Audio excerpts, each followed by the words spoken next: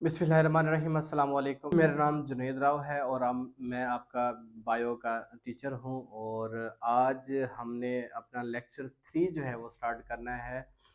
पिछला जो हमारा लेक्चर था वो ब्रांचेस के ऊपर चल रहा था, तो उसी को हम कंटिन्यू करेंगे। ठीक है बच्चों, क्योंकि कुछ ब्रांचेस आज पढ़ेंगे, फिर कुछ नेक्स्ट लेक्चर में भी होंगी, वो भी आपको मैं बता दूंगा सारी कौन कौन सी ब्रांचेस हैं, सारा कुछ आपको पढ़ा देंगे। ठीक है बच्चों, तो बस आपसे यही रिक्वेस्ट है मेरी कि बच्चों वीडियो को एंड तक लाजमी देखा करें और जो है कोई भी अगर आपको कोई कन्फ्यूजन आ रही हो, कोई भी आपको चीज़ समझ ना आ रही हो, ठीक है जी। इंसान गलती का खता का पुतला है, ठीक है। तो हम में भी कोताहियाँ हैं, कमियां हैं, तो आप अगर मेरी कोई बात आपको गलत लगती है तो कमेंट्स में जो है आप बताएंगे। इंशाल्लाह हम उसको कोशिश करेंगे कवर करने की। ठीक हो गया मेरे बच्चों। तो आज जो हम पढ़ेंगे, जो ब्रांचेस वो पढ़ेंगे उधर मैंने लिखी हैं, उसमें पहली ब्रांच है बच्चों हिस्टोलॉजी। हिस्टोलॉजी बच्चों देखें, रट्टा मार लेने से याद करना ऐसे नहीं है कि आपने रट्टा मार लिया आपको याद हो गया, वो कोई फायदा नहीं है उसका। जब तक कि आप वर्ड को नहीं समझोगे, जब तक आप उसको अपने माइंड में उसका पॉइंट्स नहीं बनाओगे, तब तक वो बेसूद है। ठीक है मेरे बच्चों। तो कोशिश मेरी क्या है, मेरी कोशिश ये है कि बच्चों आपको हर बात जो है उसके क्लियर कर दूं, उसके मीनिंग तक क्लियर हो जाए आपको, ताकि आपको जो है प्रॉब्लम ना हो। ठीक है। तो फर्स्ट ऑफ ऑल हिस्टोलॉजी के लिए बच्चों मैं कहता होता हूँ, हिस्टो का मतलब होता है बच्चों टिश्यू। ठीक हो गया। और लॉजी आपको पता है, लॉजी कहते हैं स्टडी करने को। तो बच्चों टिश्यू की जो स्टडी है, जिस ब्रांच में टिश्यू को स्टडी किया जाता है उसको हिस्टोलॉजी कहते हैं। ठीक हो गया। कोई मुश्किल है? नहीं है कोई मुश्किल। हाँ, जब तक मुश्किल नहीं है, जब तक के आपको इसका पता नहीं चलता। जब तक आप उसको मीनिंग पता चल गए, तब आपको याद रहना भी कोई मुश्किल नहीं है। हिस्टो का मतलब टिश्यू आपने याद रखना है सिंपली। ठीक है। टिश्यू को जो स्टडी किया जाता है उसको हम बोलते हैं हिस्टोलॉजी। हिस्टोलॉजी, अब इसकी प्रॉपर डेफिनेशन क्या होगी? Histology is the branch of biology, ठीक है जी, which deals with the microscopic study of tissue is called histology. ठीक हो गया। तब लिख देता हूं, microscopic study of tissues is called histology. ठीक है बच्चों। साथ ही आपने डिफाइन करना है व्हाट इज टिश्यू। टिश्यू क्या होता है? ठीक है बच्चों। टिश्यू क्या होता है? टिश्यू क्या होता है कि टिश्यू बच्चों group of similar cell, group of similar cells, एक जैसे सेल्स का जो ग्रुप होता है, मजमुआ होता है, इकट्ठा एक सेट होता है, एक जगह जमा कर देंगे अगर सेल्स को, तो वो टिश्यू कहलाएगा। ठीक है जी। और उस टिश्यू का काम भी जो है वो क्या होता है? सिमिलर होता है। उन सेल्स में टिश्यू का जो फंक्शन होगा वो सिमिलर होगा। सिमिलर सेल होगा, सिमिलर सेल्स का मजमुआ होगा, और सिमिलर जिनका फंक्शन होगा उसको हम टिश्यू का नाम दे देंगे। अब माइक्रोस्कोपिक स्टडी क्यों की जाती है? क्योंकि बच्चों जो सेल होता है ना बच्चों, सेल का जो साइज होता है वो बच्चों माइक्रोमीटर के अंदर होता है। ठीक है बच्चों। सेल साइज की जो रेंज होती है माइक्रोमीटर के अंदर होती है, आम आंख से आप नहीं देख सकते। ठीक है मेरे बच्चों। तो अब जब आप टिश्यू की बात कर रहे हैं, टिश्यू के अंदर क्या होता है कि ग्रुप है सेल्स के, सेल का ग्रुप। अब ये भी है कि कुछ सेल जो है वो कम भी हो सकते, कुछ ग्रुप जो है वो कम सेल्स का भी हो सकता है, 100, 200, 300, 1000 तक सेल्स भी हो सकते हैं। लेकिन कुछ जो है वो स्मॉल ही होते हैं, तो इसलिए फिर हमें माइक्रोस्कोपिक स्टडी करनी पड़ती है कि ताकि उसको डिटेल फंक्शन हम स्टडी कर सकें, डिटेल स्ट्रक्चर हम स्टडी कर सकें। तो बच्चों हिस्टोलॉजी क्या होगी? The histology is the branch of biology which deals with the microscopic study of tissue is called histology। ठीक है बच्चों। उसके बाद नेक्स्ट ब्रांच की तरफ आते हैं, एवोल्यूशन। बच्चों एवोल्यूशन का मतलब होता है चेंज। ठीक है बच्चों, तब्दीली। वो तब्दीली नहीं जो कि इमरान खान लेकर आ रहा है, वो तब्दीली नहीं। तब्दीली जो है वो कौन सी वाली? वो तब्दीली जिसमें क्या हो रहा है कि इर्तका हो रहा है। क्या हो रहा है बच्चों? इर्तका। इर्तका आपको समझ नहीं आएगी। इर्तका का मतलब चेंज कौन सी की मैं बात कर रहा हूँ कि पहले जो स्टार्टिंग, अगर हम आज से 6000 साल पहले देखते हैं, तो जिंदगी जो है वो बहुत सादा थी, बैक्टीरिया मौजूद थे, उनमें क्या आता गया, वक्त गुजरने के साथ साथ उनमें चेंज आता गया, उनकी मॉर्फोलॉजी, उनकी फिजियोलॉजी, उनकी एनाटॉमी, उनकी मॉलिक्यूलर बायोलॉजी चेंज होती गई, उनके स्ट्रक्चर चेंज होते गए, जिसकी वजह से उनमें पहले वो सिंपल थे, अब वो कॉम्प्लेक्सिटी आती गई। इस पूरे अमल को, इस पूरे प्रोसेस को बच्चों एवोल्यूशन बोलते हैं। ठीक है जी। अब सिंपली आपको मैंने एक वर्ड बता दिया चेंज, तो बहुत आसान है। अब उसके पीछे पूरे इतने हकाइक हैं, वो भी आप देखें ना। तो एवोल्यूशन का मतलब क्या होता है, चेंज। ठीक है बच्चों, जिसमें हम क्या करते हैं जी, चेंज को स्टडी करते हैं। ठीक है जी। हम एंसेस्ट्रल हिस्ट्री को स्टडी करते हैं। एंसेस्ट्रल हिस्ट्री से क्या मुराद है बच्चों, एंसेस्ट्रल हिस्ट्री से यानी कि जो आबाव अजदाद होते हैं, आबाव अजदाद यानी हम इंसान हैं, हम इंसान पहले क्या थे अकॉर्डिंग टू बियोलॉजी। ठीक है जी। बियोलॉजी कहती है कि हम इंसान जो है, हमारे फोर फादर, हमारे एंसेस्ट्रल हिस्ट्री क्या थी। जब इन चीजों को जब आप स्टडी करते हो तो वो एवोल्यूशन कहलाती है। ठीक है बच्चों। तो evolution is the branch of biology which deals with the ancestral history and change in the।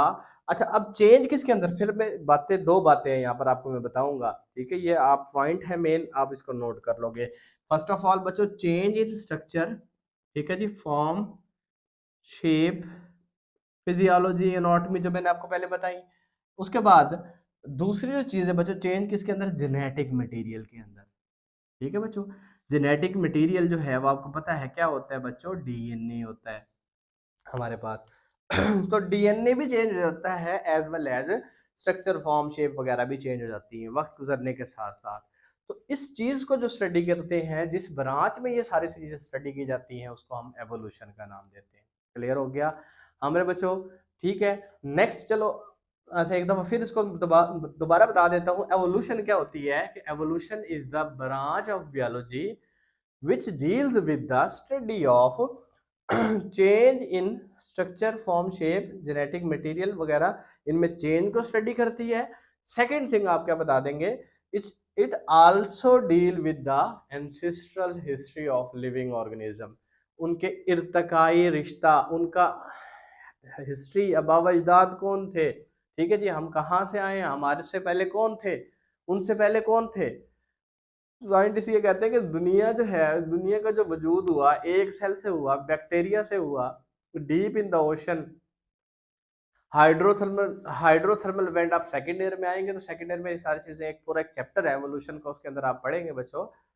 तो तकरीबन आज से 3.5 बिलियन ईयर्स अगो पहले की बात है।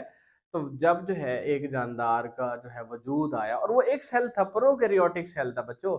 फिर प्रोकैरियोटिक सेल में चेंजिंग्स आती गई, क्योंकि एवोल्यूशन हुई। एवोल्यूशन क्या कहती है, वक्त के साथ साथ चीजें चेंज हो जाती हैं, तब्दील हो जाती हैं। वही चेंजिंग आते आते आज आपके सामने एक इंसान इतना कम्प्लेक्स खड़ा है। ठीक है जी, वो किसी चेंज के नतीजे में खड़ा है, वो एवोल्यूशन के नतीजे में खड़ा है। ठीक है बच्चों, तो वो वाली एवोल्यूशन नहीं, इमरान खान वाली। ठीक है ना, उसके ऊपर नहीं जाना। Next, genetics. ठीक है जी। अगली जो ब्रांच है बच्चों, जेनेटिक्स। तो बच्चों जेनेटिक्स में परेशान नहीं होना, जस्ट आप ये वर्ड देखो, gene. What is gene, gene क्या होती है, जीन किसे बोलेंगे बच्चों। डीएनए जो है, आपको थोड़ा सा यहाँ पे मैंने आइडिया दिया कि सेल जो है, सेल में क्या होता है, जेनेटिक मटेरियल होता है। ठीक है बच्चों, जिसको आप डीएनए बोलते हो। अच्छा, फर्स्ट ऑफ ऑल देखिए, सेल है, सेल में ये मौजूद है न्यूक्लियस। ठीक है बच्चों, न्यूक्लियस में क्या मौजूद होते हैं, न्यूक्लियस के अंदर बच्चों क्रोमोसोम्स मौजूद होते हैं। ठीक है बच्चों, अगर हम क्रोमोसोम्स को बाहर निकाल लें तो एक क्रोमोसोम जो है वो डीएनए और प्रोटीन पर मुश्तमिल होता है। ठीक है जी। अब वो जो डीएनए है, वो डीएनए को अगर हम अलग निकाल लें तो डीएनए का जो मॉलिक्यूल है वो भी बहुत बड़ा मॉलिक्यूल है। ठीक है।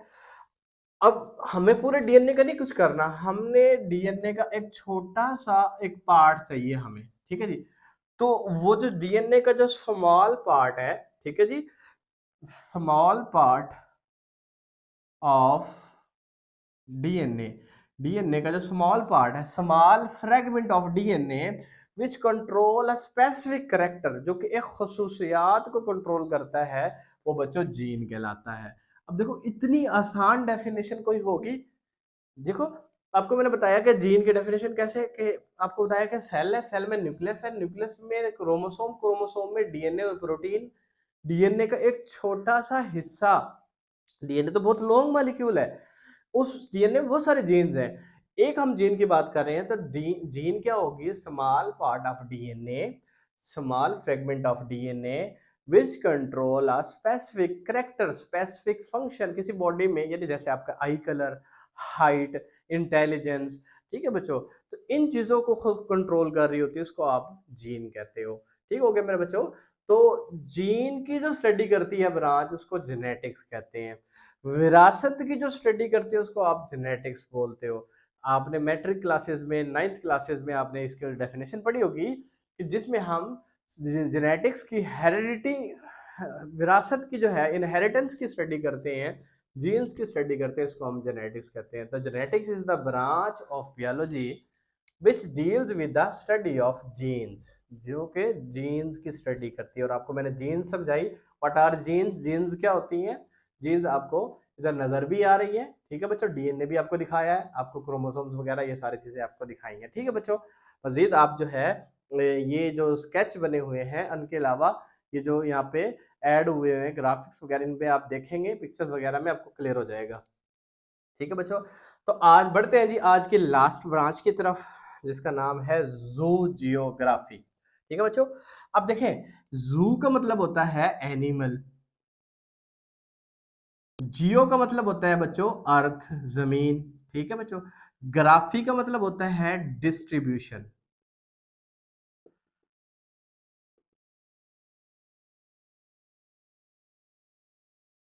बच्चों अर्थ आपको पता है, आपकी जो जमीन है वो तो बड़ी है, कोई आम कोई स्मॉल साइज की कोई बॉल नहीं है यहाँ पे मैंने बनाई, कोई छोटी इतनी सी जमीन नहीं है।